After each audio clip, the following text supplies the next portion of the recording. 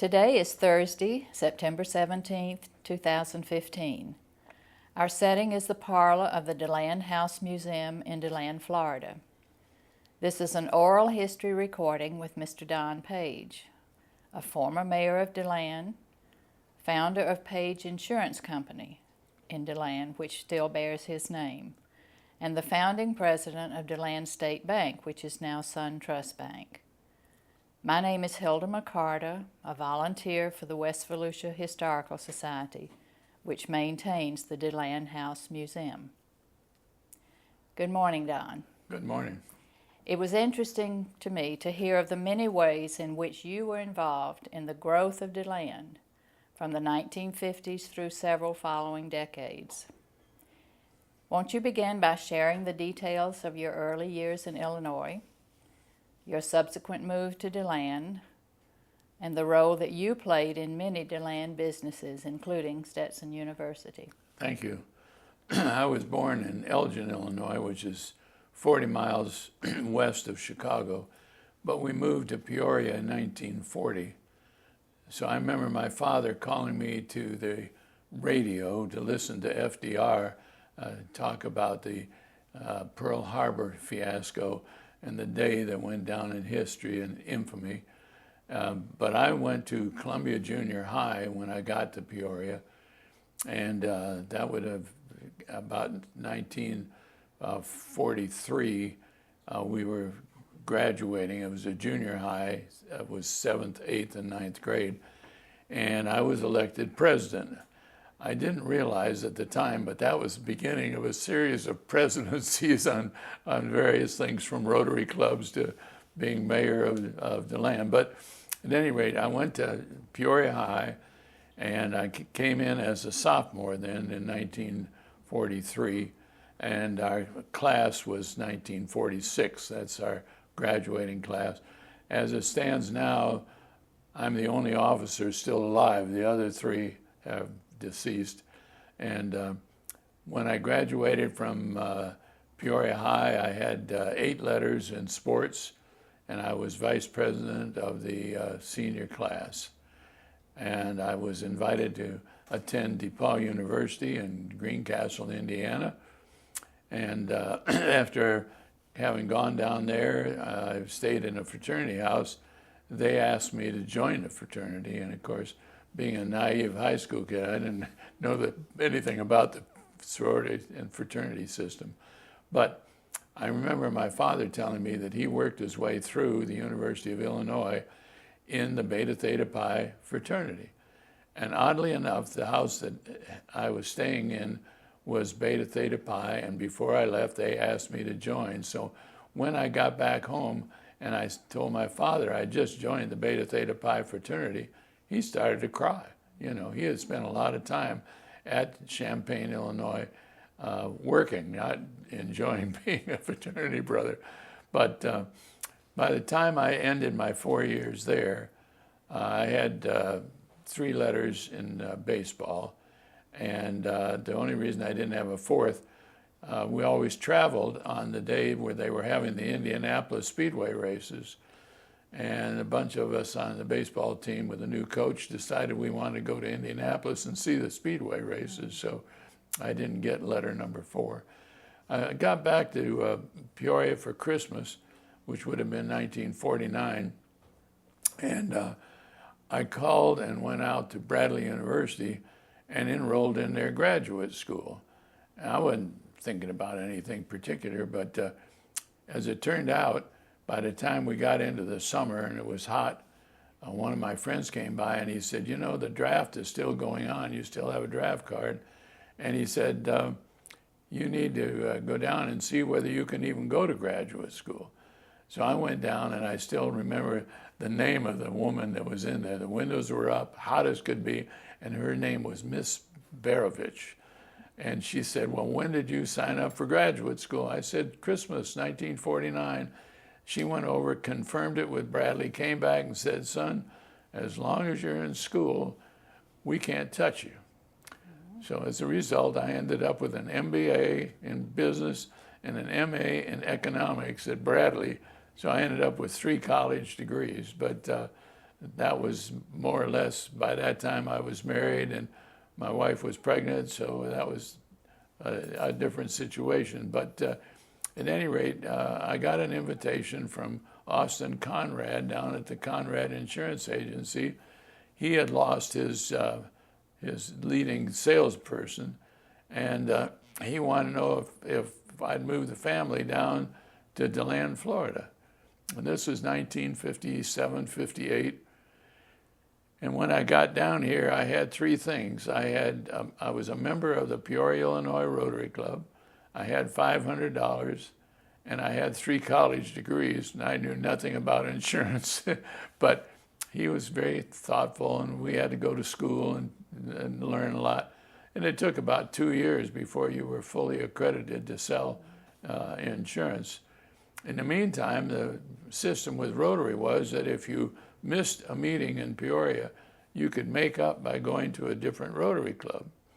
So I kept showing up at the DeLand Noon Rotary Club until I think I wore out my welcome, and they finally invited me to join. But that was really kind of interesting. So with all that going on, it turned out that my first wife was a Conrad. Her mother was Myrtle Conrad, Austin Conrad's sister. And so I was sort of a member of the family. But the Conrad agency was owned by Austin Conrad, John O'Neill, and Dick Simpson, who was married to E.R. Conrad's daughter. And so as things went along, I wasn't very happy there. But Austin Conrad and I went to Tallahassee, and we sat and talked with Wendell Gerard, who was the head of the Florida Development Commission. And later on, his right-hand aide came and said, we want to start a bank in DeLand. And they asked Mr. Conrad to do it. And he said no. He had too many friends in the banking business. He wasn't going to do that. So they invited me to come back, and they said, what would you think about starting a new bank? And I said, boy, that'd be the best thing ever happened in DeLand. We had 2 banks, the Barnett Bank and the Florida Bank, and not very competitive. So I went out and sold some stock and did some things, and finally it came time for deciding who was going to be on the board of directors, and the state of Florida had a form for that, and they sent it down. So I filled out my form, and I still had my $500. But they came to the education part, and I put down that I'd graduated from DePaul with a degree in economics, and Bradley with an MBA, and Bradley with an MA, and I sent it off. 3 days later, I got a call from Tallahassee. They said, do you really have 3 college degrees? And I said, yeah, we can make you president of the bank. And I said, wait a minute, I don't know anything about banking. But that's the way it turned out. The DeLand State Bank, I was the charter president of the bank. And we were located where Walgreens is today, on the corner of New York and Amelia. But SunTrust bought us out, and SunTrust tore the building down, and they moved further east. So that just sort of did away with the DeLand State Bank, but it was kind of an interesting experience. After that, going by years, Dean Smith left the city commission, and he wanted to be a county commissioner. So that left a gap. There's only 5 commissioners, the mayor and 4 other city commissioners. So they came to me and asked if I would accept being appointed to the board, not elected. And I said, yeah, that would be an interesting experience. Well, the one drawback is when it gets down to May of 1964, you're going to have to run for re-election. So that day came, and fortunately, of course, DeLand was a city of about 10,000 at that point. Now we're, 30,000. So, and I won, but I won by like 40 votes. and there was, I remember talking to Dave Gibbs, who was Gus's father in DeLand, and Dave said he resented the fact that he had a business in DeLand, but he couldn't vote in the election. The only people who could vote were those that lived inside the city limits. So at any rate, I got through that okay. But in 1963, we started the bank. 64, I was elected a commissioner. And 65, I started the Don Page Agency. And the only reason I could start the Don Page Agency was that Wendell Girard at the bank said, we will back you financially, and you deserve to have your own business and not be an employee.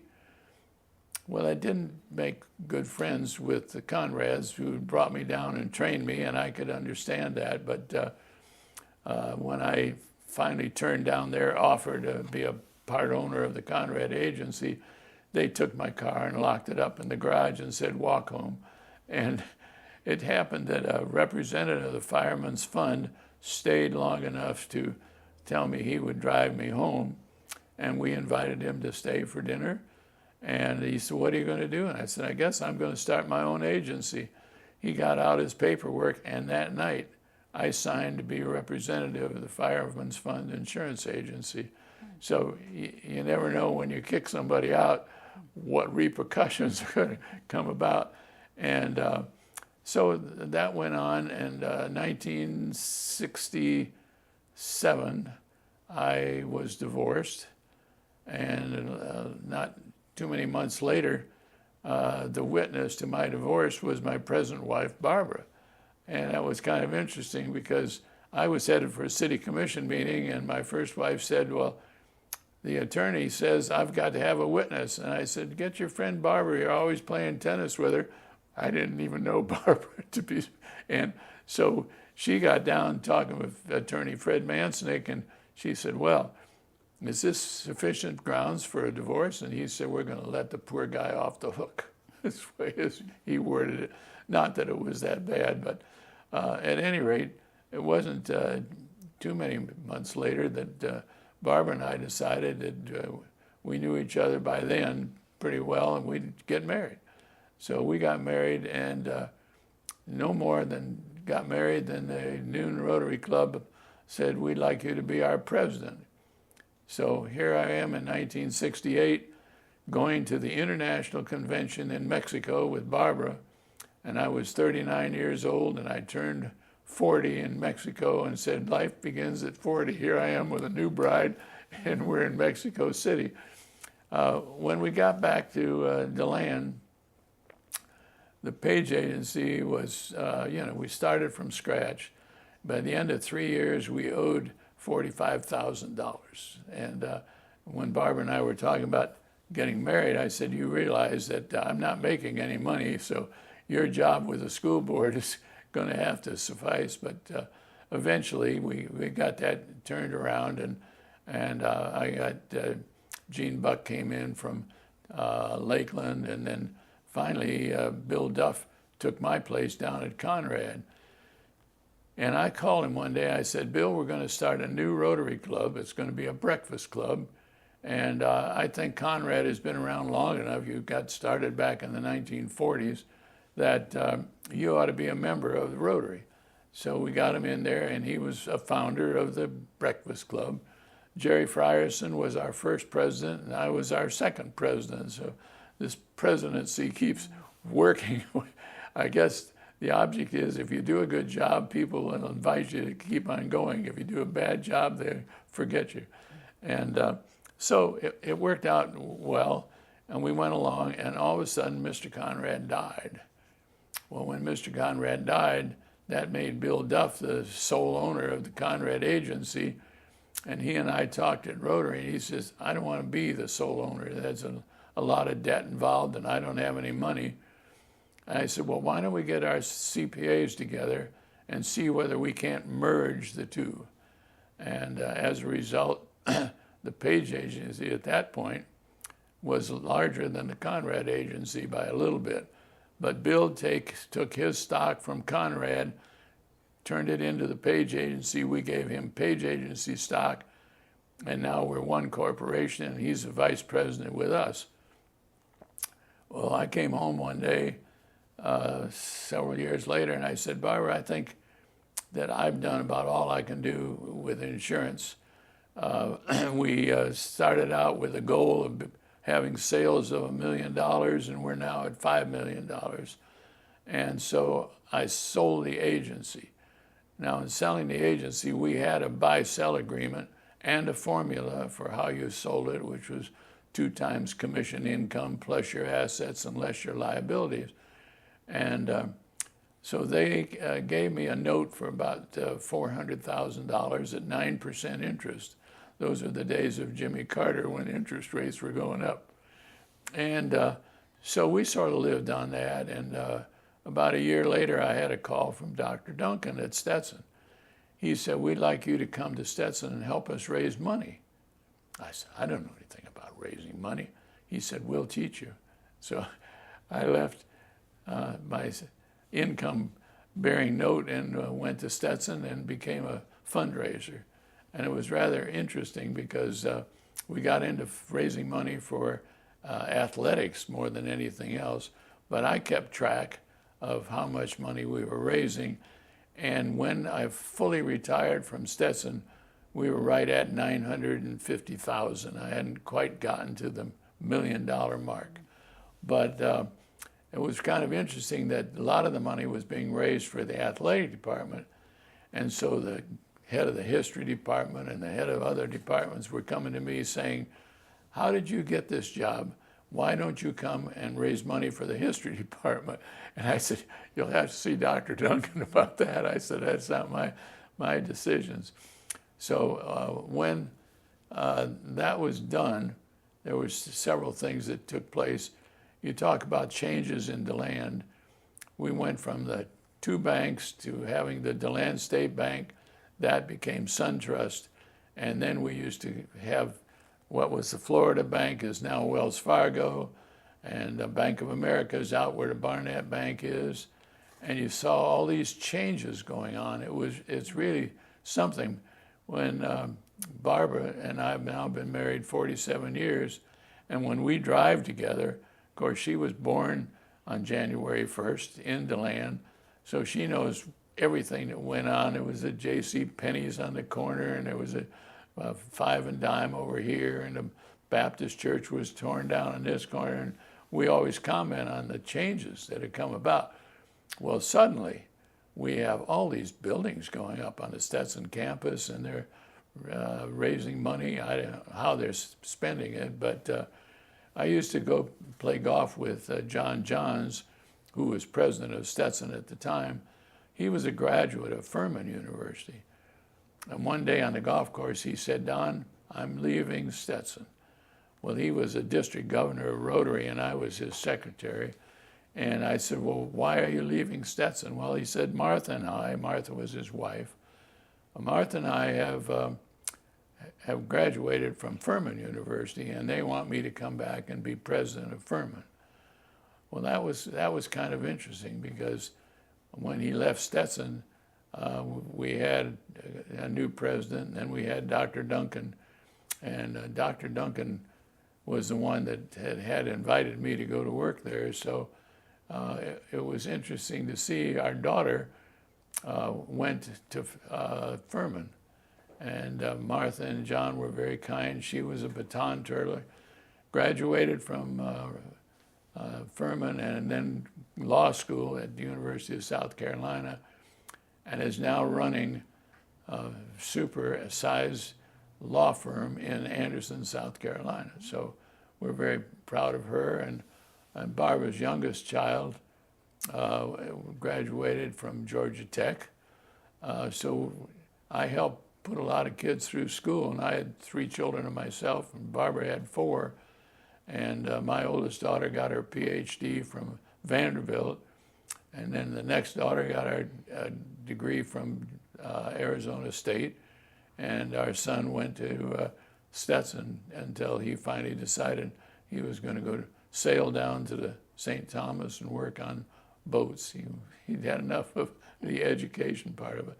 So over and all, it turned out that Barbara's family owned a house in Black Mountain, North Carolina.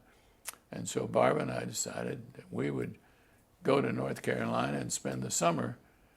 And our church appointed me to represent them with the Swananoa Valley Christian Ministry, which was much like our neighborhood center in DeLand. And they had a store where they gave away things and helped the poor and all that sort of thing.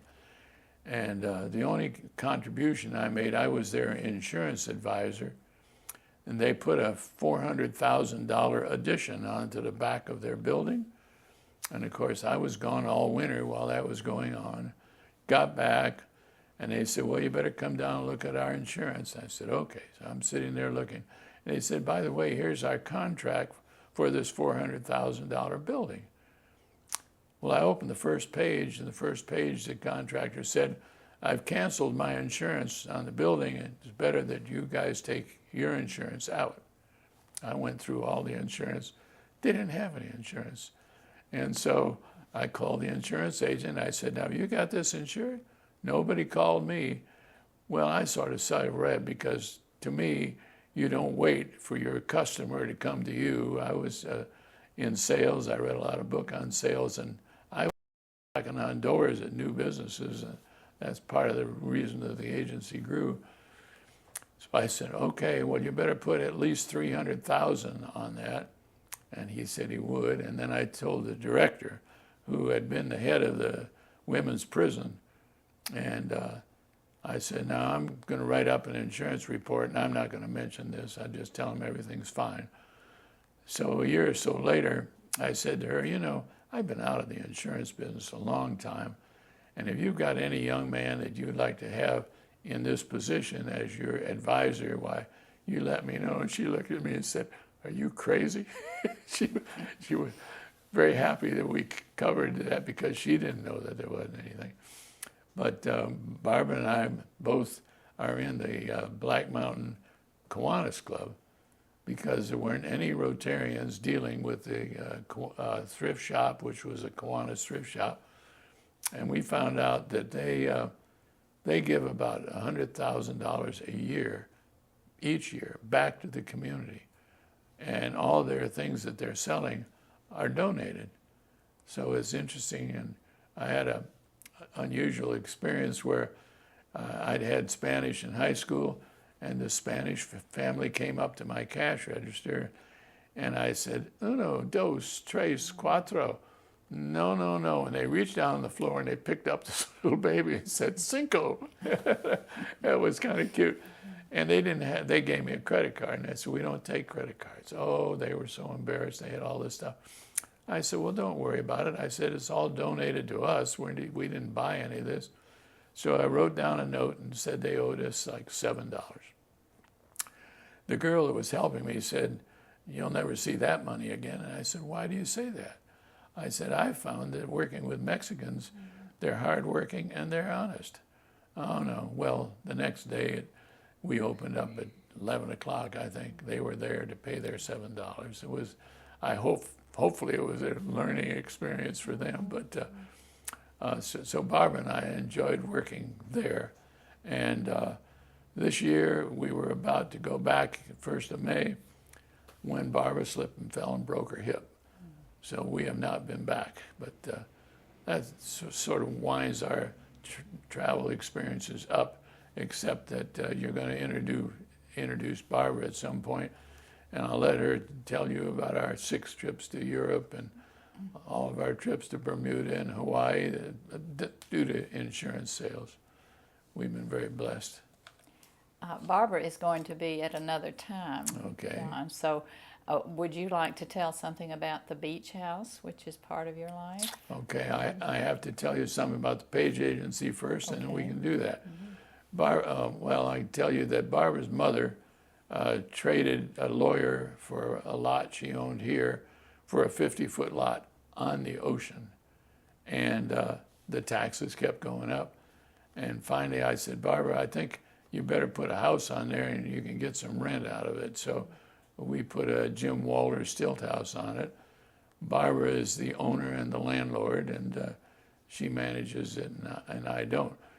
But going back to the Page Agency, as we went from, after my retirement from president to president, and Bill Duff was the president. He was up in North Carolina going up a hill, and he fell over dead.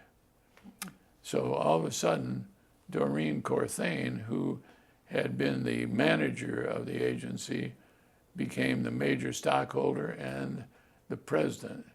So I asked her one day, I said, now, how is your board of directors? I said, when I was running the show, we were all men. She said, the days of the male chauvinists are gone, Don. We're all women. The entire agency, including Doreen, are now women, and their sales are 4 times whatever it was when I sold it. But so, at any rate, Barbara rents out the mountain house, but her mother owned a cottage up in Black Mountain, and so when we were up there, we finally sold it because it was not exactly what we had in mind with all of our children, and having 2 bedrooms and 1 bath wasn't going to do it. And we bought another place on the side of the mountain that had 3 or 4 bedrooms and a couple of baths, and we now have a tenant downstairs that's managing the place. And with Barbara's broken hip, we didn't go there this year. So. But we've enjoyed a lot of travel and had a lot of fun. Sounds like it. One thing I found interesting when we talked earlier was about the notebook that you kept in order to learn about DeLand. Thank you. When I got down here, of course, I didn't know anybody, and I kept a narrow notebook. And if I've met Phil Wally at Rotary and I found out that he was managing J.C. Penney, I would take out and I'd go to Phil Wally on the W's and J.C. Penney, and I'd crisscross. You walked down the street and delivered a lot of insurance policies. You didn't get in the car and drive around. And if I saw Phil Wally coming at me, I'd get out my book and quickly look, and he said, "Oh yeah, he's the manager of the J.C. Penney's." And as I got to him, I'd say, "Hi, Phil, how are you?" And he'd say, "Hi, Don, good to see you." And we'd keep right on going. But that was my method of trying to memorize all the people. And of course, in those days, I was working with Dave Gibbs, not Gus. That Gus is his son. And we had a nickel and dime store on the corner. There were a lot of changes that went on, but if you think of the big change, look at the distance of DeLand now going all the way out to Victoria Hills. And Fiesel Paint and Glass used to be in business, and now that building is a restaurant. So there's this constant turmoil. And the church that's opposite Ace Hardware is going to be torn down. And a lot of new buildings going up, but it's kind of interesting to see the changes. Is that notebook still around? No, Oh. I don't need it anymore. Interesting. The only comment that I would make, I had a bit of philosophy, which I may be taking away from one of your questions, and that was that you prepare yourself today for the opportunities that you don't even know are going to exist in the future. And that has certainly turned out for me. My 3 degrees enabled me to go to Stetson and teach insurance and real estate. And then later on, they had a School of Business Foundation, and I was president of that 2 or 3 times. And they had a lot of money for the professors. But I learned a new philosophy the other day. We were trying to buy a leased car that we now owned, and the fellow said, "Well, Rockefeller said that if you have something that's going to depreciate in value, lease it. If you're going to buy something that's going to appreciate in value, buy it." I'd never heard that before, but it's kind of a... So any observation and any advice I have for younger people is get yourself an education. You don't know where that's going to lead. That's very true. Yeah. How do you want to be remembered, Don? Well, in addition to being mayor of DeLand, I think probably the Page Agency.